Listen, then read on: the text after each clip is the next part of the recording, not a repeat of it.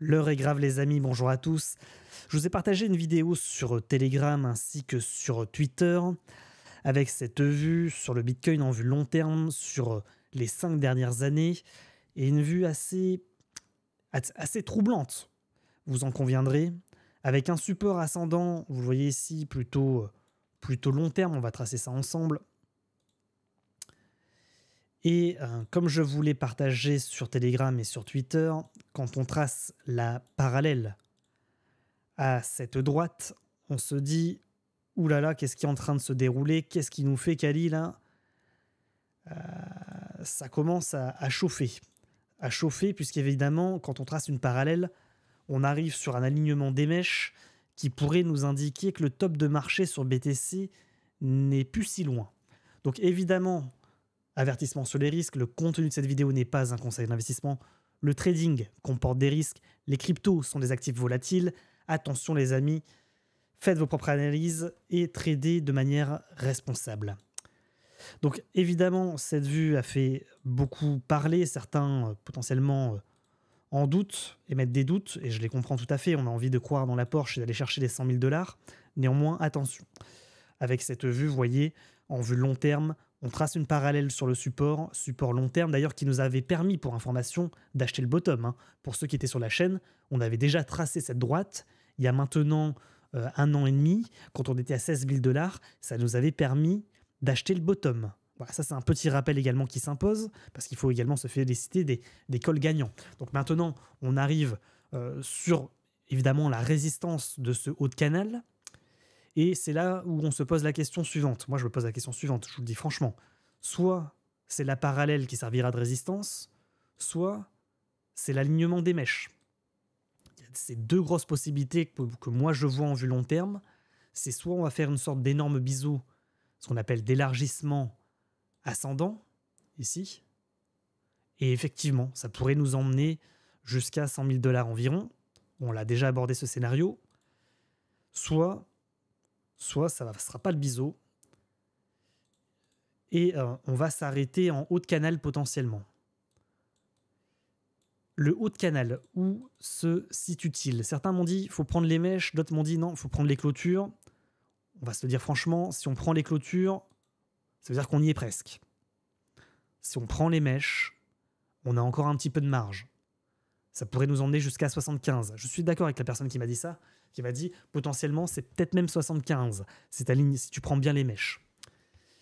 Néanmoins, si on prend les clôtures, c'est 71 500 $ environ. On va faire une analyse encore plus court-termiste, peut-être pour préciser les niveaux sur le Bitcoin.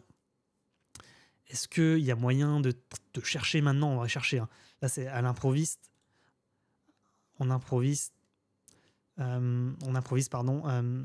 résistance peut-être ascendante, comme ça. Support ascendant. Peut-être comme ça. On a cassé, à mon avis, le niveau déjà. Peut-être que c'est la traîne à ne pas réintégrer. On va la garder de côté, celle-là. On va encore zoomer peut-être en vue journée. On va aligner peut-être les mèches également ici. On va chercher les résistances, tout simplement. Est-ce qu'on n'aurait pas une résistance comme ça également?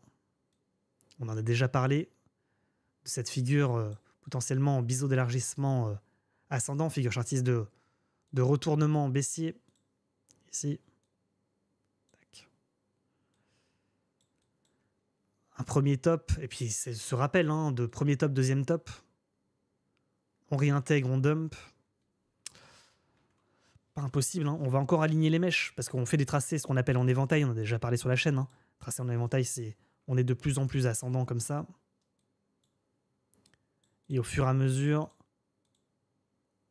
on est de plus en plus vertical jusqu'à un point de rupture, un point de décrochage avant de retomber. Donc c'est ce qu'on est en train de faire, pour information. Point haut.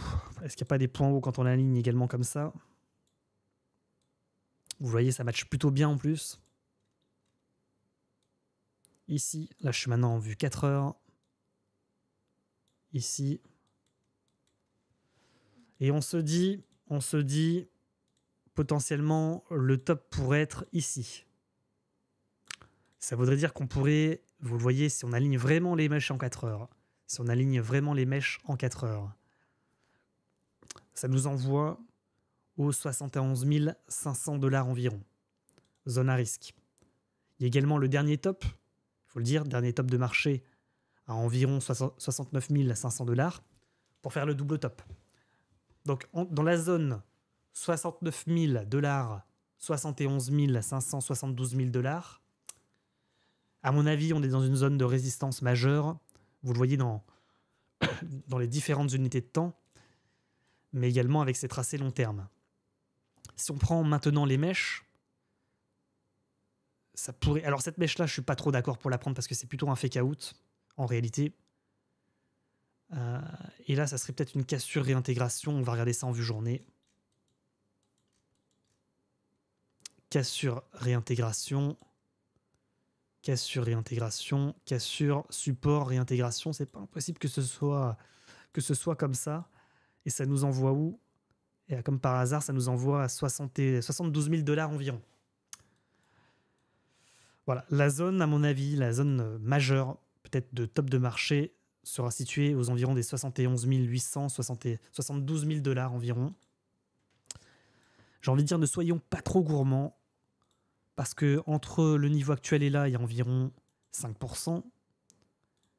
Et entre, imaginons, ce niveau de résistance et la prochaine target très long terme du biseau, il y a environ 40%.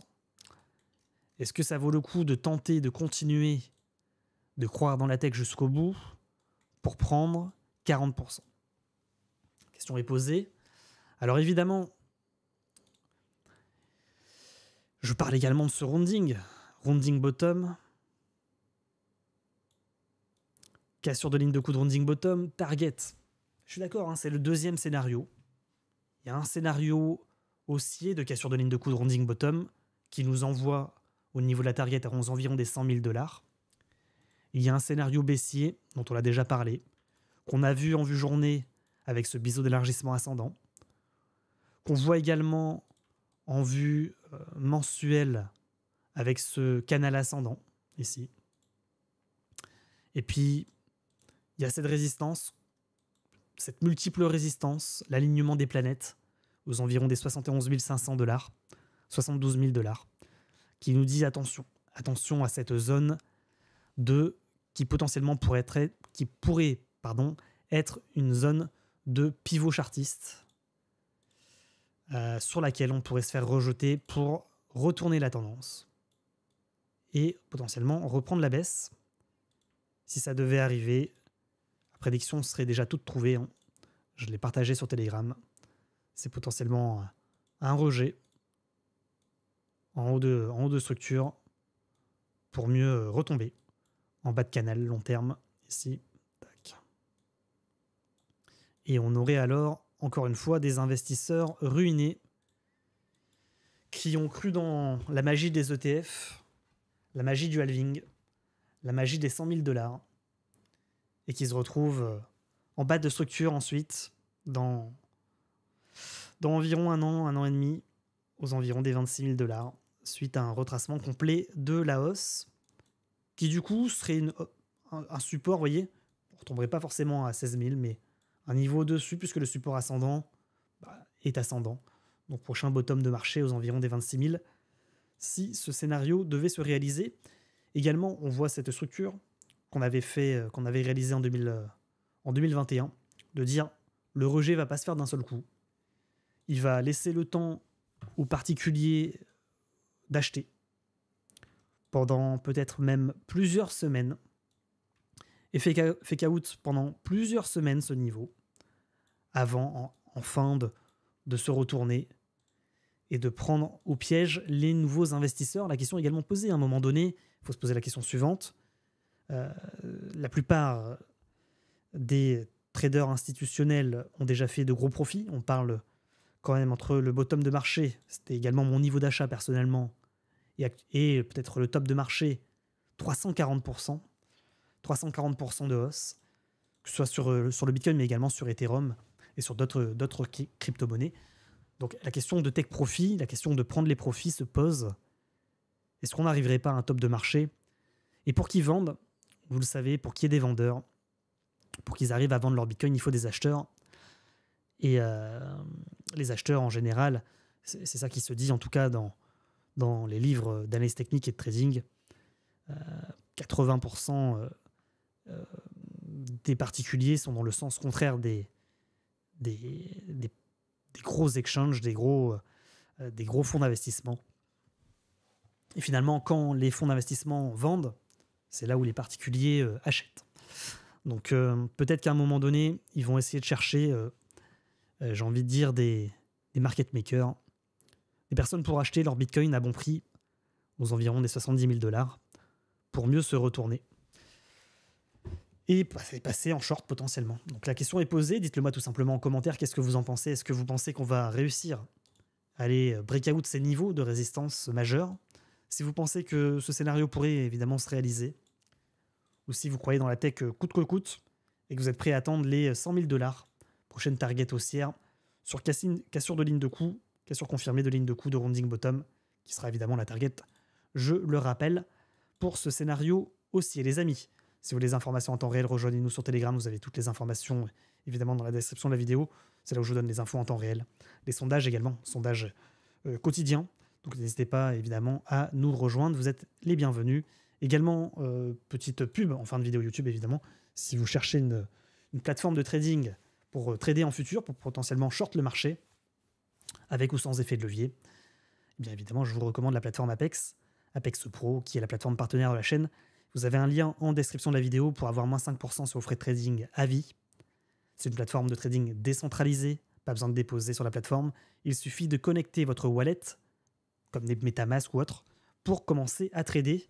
Et bien sûr sans KYC, vu que c'est une plateforme non custodiale, vous tradez directement avec votre wallet décentralisé pour trader. Donc je vous mets également une vidéo tutoriel dans la description de la vidéo si vous êtes intéressé par le trading et intéressé par le fonctionnement de Apex Pro. Les amis, c'est tout pour moi, je rends l'antenne. Je vous souhaite évidemment une excellente fin de semaine. J'espère ne pas vous avoir fait trop peur avec cette vidéo YouTube, mais de temps en temps, un message d'avertissement et de prudence est important également sur la chaîne. On vous a accompagné pendant toute la hausse. On vous accompagnera encore une fois pendant toute la prochaine baisse. Je rends l'antenne et je vous dis à très bientôt sur YouTube et sur Twitch. Ciao, ciao.